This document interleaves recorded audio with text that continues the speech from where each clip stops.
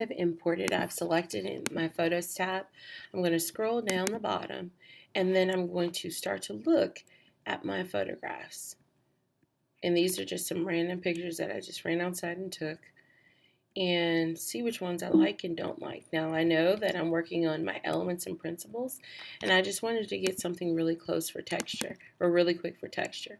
So I think I like that one. So I know I'm going to keep that and I'm going to go ahead and delete everything else. The reason why you constantly delete your pictures if you don't need them, one, you do not want to get confused, and two, as you progress in the semester, you're going to fill your iCloud up with tons and tons and tons and tons of pictures.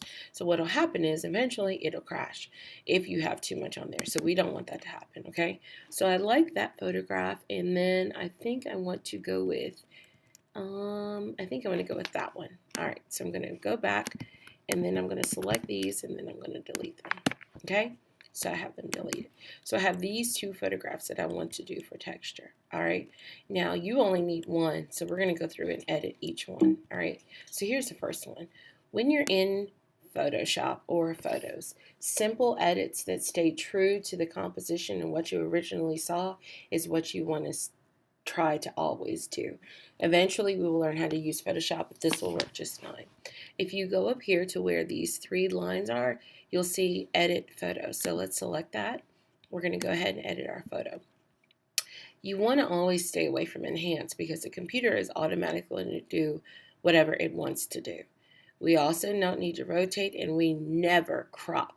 You have to get the rhythm, actually, of making sure that you take a quality photograph without having to go in and crop your photo. So that's what you want to do. So I'm going to go down to adjust, and I'm going to play with the light. Now, as you can see, it's blurred in the background, and we'll learn next week.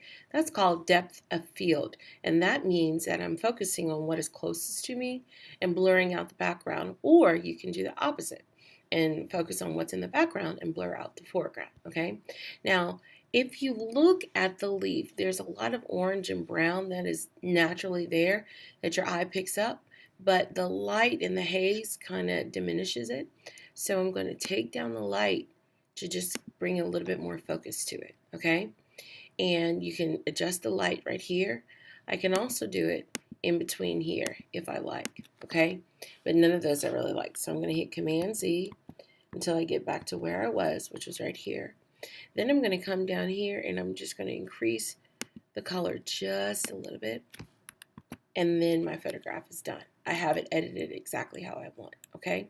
So when you're going through with your edits, play with the light and the color. Of course, I wouldn't want to go all the way extreme because that looks completely unnaturalistic. You don't want to take the photograph away from naturalism. You want to enhance its natural qualities, okay?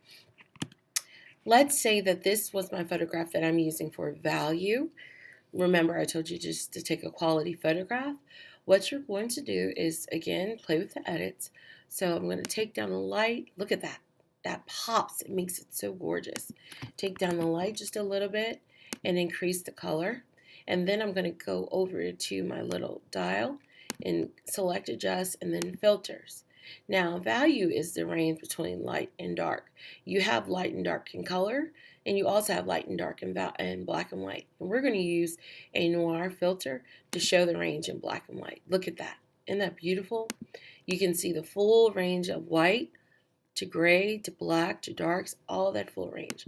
Now the darker I took it down just a little bit, the value range will show much stronger, okay? So this is what I'm going to use for my value, and this is what I'm going to use for my texture.